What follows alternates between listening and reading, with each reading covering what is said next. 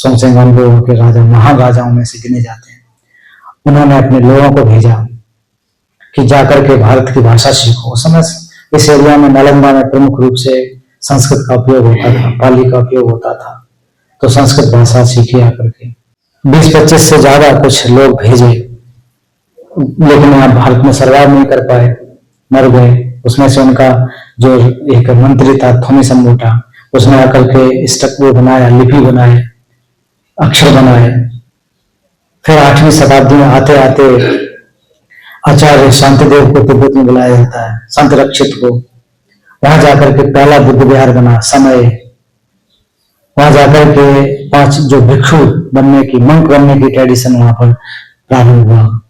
फिर आचार्य शांतिरक्षित जी ने कहा कि आप लोग संस्कृत सीखने से अच्छा होगा कि इन ग्रंथों को अनुवाद कर लो, ट्रांसलेशन कर लो।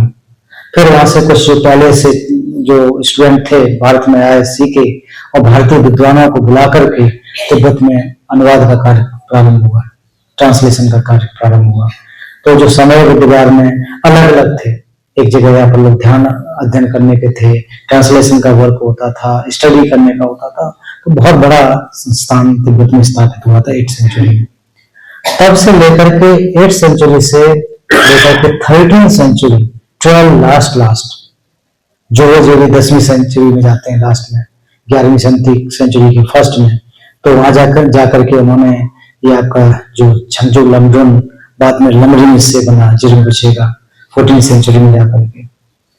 तो ऐसे क्रम को देखेंगे कि तिब्बत से और भारत से भारतीय विद्वानों ने जाकर कितना मिलकर के काम किया। राजा ठिसोंदेशन के समय में इतना काम हुआ।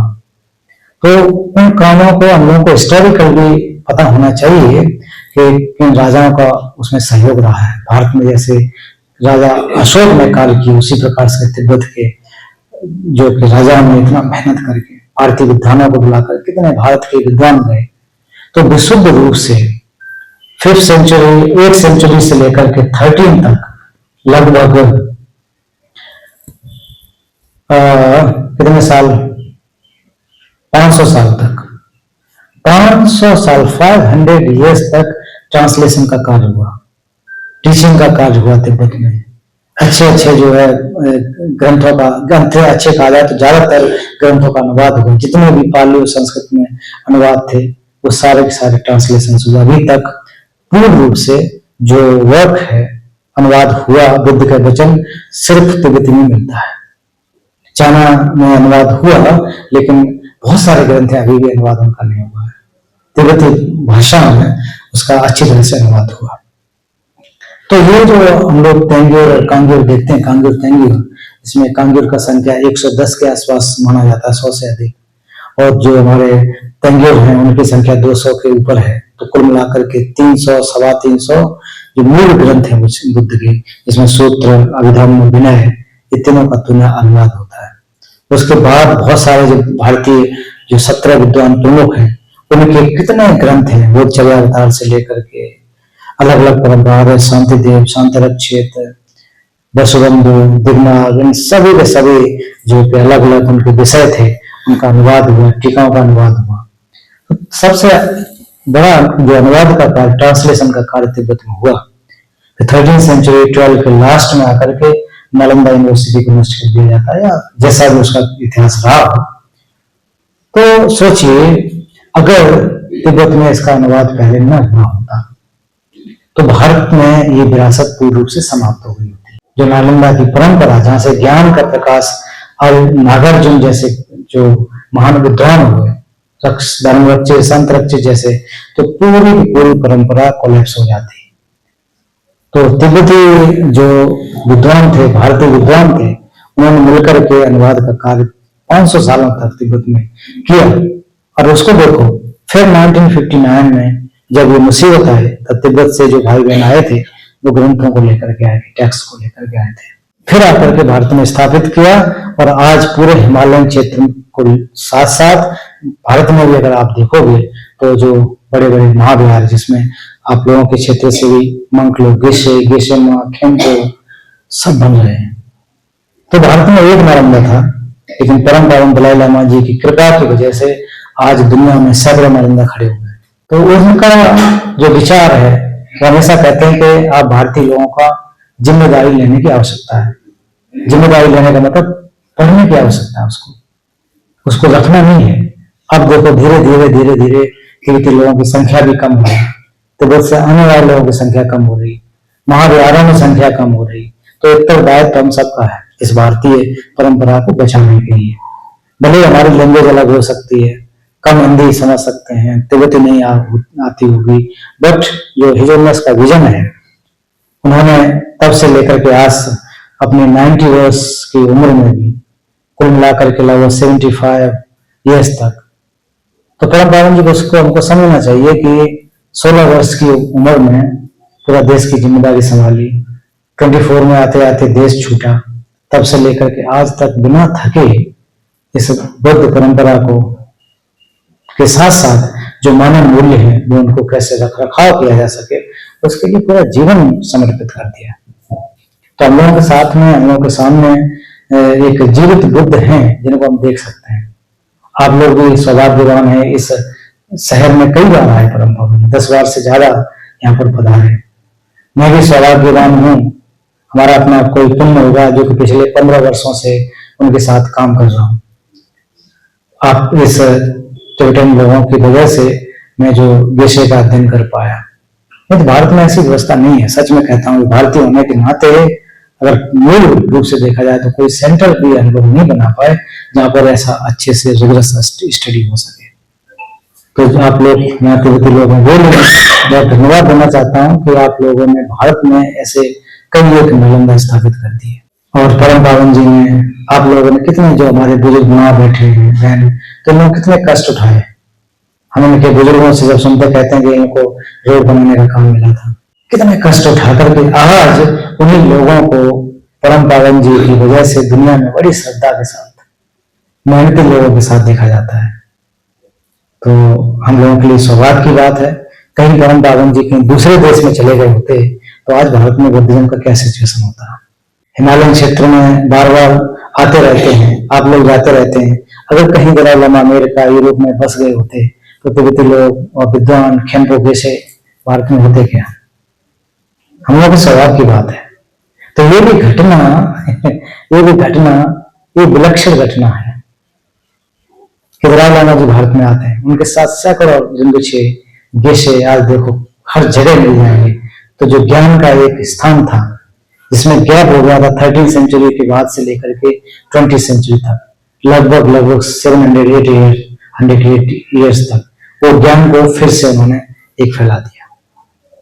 आप लोग अगर सौभाग्यवान होंगे, साउथ गए होंगे, तो जहां पर कुछ भी नहीं था, हकीकत तो यही है, भारत सरकार ने ऐसी जगह दी थी जहां कुछ भी नहीं था। और अक्सर यही होता है, मैं भी अगर किसी को दूंगा तो ऐसा दूंगा जो हमारा काम का ना हो। सच बात है। आप हमारे यहाँ बसने आओगे, काम को आप रखने दो, तो हम ऐसे दे देंगे कि मेरा घर छोड़ के आओ, ठीक बना लो, हमारा तो काम नहीं है। इस रूप में सोचना चाहिए हम लोगों को कि साउथ इंडिया में देखो कहाँ जंगल सा दिखता था, मेट्रोपोल में भी एक तरह से जंगल था, वहां कुछ भी नहीं था जंगल से आने से पहले। एक तो मैं वहां पर गया, क्या बोलते हैं आपका सबसे ज्यादा जो सीजा टिबेटन का है, गरम वाला, महाराष्ट्र में भंडारा सीजाग में जो जब गए थे, मैं था उनके साथ में, उस समय जाकर के देखा लोगों के चेहरे लाल हो गए, गर्मी इतनी ज्यादा। जो तिब्बती भाई बहन बर्फ में रहते हो, एकदम 40 डिग्री में रख दिया जाए, क्या हालत होगी।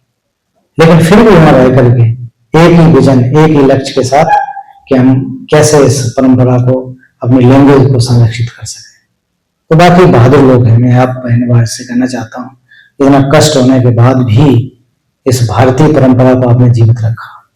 थैंक यू सो मच, है ना। और उसमें हम लोगों को मौका मिल रहा है। आज हमारे ज्यादातर जो महाविहार हैं उसमें हिमालयन क्षेत्र के लोग हैं, चाहे हमारे ये किन्नौर का एरिया हो, हमारे लद्दाख से लेकर के अरुणाचल तक, ये सारे के सारे लोग यहाँ पर अध्ययन करते हैं। अगर नहीं होता, इसके अलावा सोच के देखो, हमारा कोई सेंटर ऐसा नहीं है। तो हम लोगों को बना हुआ परम पावन जी कह रहे कि आप लोग इसका रख रखाव कीजिए। कह रहे रख रखाव करने में तो नहीं चौकीदारी वहां करनी है, पढ़िए, अपने बच्चों को पढ़ाइए, इस दर्शन को रखिए। हमारे जो जो जनरेशन है वो धीरे धीरे खत्म हो रहा है। तिब्बत के हालात कैसे हैं, कब अच्छे होंगे? होंगे निश्चित रूप से अच्छे होंगे ही होंगे, वक्त लगेगा। लेकिन अगर ये गैप आ गया तो हम फिर से अपनी विरासत को खो देंगे। मैं ऐसा मतलब फील करता हूं। तो हम लोग श्रद्धावान होने के साथ साथ प्रज्ञावान बने। हम लोग प्रज्ञावान बने, थोड़ा पढ़ने का आदत डालें, सीखने का आदत डालें। यहाँ पर ये खेम्बो यहाँ पर रहते हैं, बहुत अच्छा मिनिस्ट्री है। कभी महीने में एक बार ये क्लास लगाएं, उनके यहाँ जाएं, अपनी हिंदी में सीखें, टिबेटन में सीखें, तो आई थिंक ये परंपरा लंबे समय तक रह सकती है। बुद्ध शासन को जीवित रखने के लिए 4 पिलर की आवश्यकता होती है: मंक, नन्स, ले न्यूमन एंड मैन। तो हम लोग जो ले पर्सन है यहाँ पर है, उनका क्या काम है कि मोनास्ट्री को सपोर्ट करना, अपने परिवार को चलाना, मोनास्ट्री को सपोर्ट करना, उनके बुद्धवार बनाना, फीस का व्यवस्था करना, भोजन का व्यवस्था करना। और जो मंक और नन, उनका अध्ययन करके समाज में आकर के उपदेश देना, ज्ञान सिखाना, नर्स का काम करना। तो नर्स का मतलब वो नहीं है कि इंजेक्शन लेके घूमे पीछे, कि ये बुद्ध के वचन को लेकर के आगे पीछे सबको समय समय पर सिखाना है। समझ रहे? तो हम लोग का सबका जिम्मेदारी है। इस जिम्मेदारी के साथ अगर हम लोग आगे चलेंगे तो हम लोग परम पावन जी के विजन को और उससे आगे बुद्ध के विजन को, बुद्ध का तात्पर्य परम पावन जी का ये कभी नहीं रहा कि लोगों को बुद्धिस्ट बनाना दुनिया का, कि जो जिससे लोगों का लाभ होता है। आज के समय पे देखो हालात कैसे हैं। सब अगर लोग परम पावन जी जैसे हो जाए, दुनिया के नेता, आज दुनिया के नेता, प्राइम मिनिस्टर और जो प्रेसिडेंट परम पावन दलाई लामा जैसे हो जाए तो दुनिया में कितनी खुशहाली होगी। वो भी तो राजनीति में रहे, लेकिन उन्होंने कभी तो झगड़ा नहीं किया। पूरे देश को 60 लाख लोगों को बांध के रखा कि झगड़ा नहीं करना है, पूरा देश खुशहाल रहा। तो क्यों नहीं हो सकता है? बस क्यों? ट्रेनिंग की जरूरत है। हम लोग लोजोंग जो कहते हैं ना, माइंड ट्रेनिंग, सच्ची ट्रेनिंग, अच्छी ट्रेनिंग, जिससे कि लोगों का हित हो। परम पावन दलाई लामा जी, आज मैं यहाँ पर आप लोगों के सामने बैठा हूं, इसलिए नहीं बैठा कि मैं बहुत ज्ञानवान हूं भारतीय में से, नहीं, इसलिए बैठा कि परम पावन जी के सानिध्य में रहकर कुछ सीखने का मौका मिला है ना, उनसे कुछ सीखा समझा। तो मेरी भी एक जिम्मेदारी है कि जो भी सीखा उसको समय समय पर हम अपने भाई बहनों के साथ में बांटें। तो मुझे आप लोग न कोई गुरु के रूप में मत मानिए, उस रूप में बिल्कुल नहीं मानना है, जस्ट एक धर्म फ्रेंड के रूप में माने, एक धर्म मित्र के रूप में अगर आप मानेंगे तो मुझे लग रहा है कि आप हम लोग के साथ में जो रिश्ता है, जो पढ़ने का या और सिखाने का, वो और ज्यादा अच्छा हो सकता है।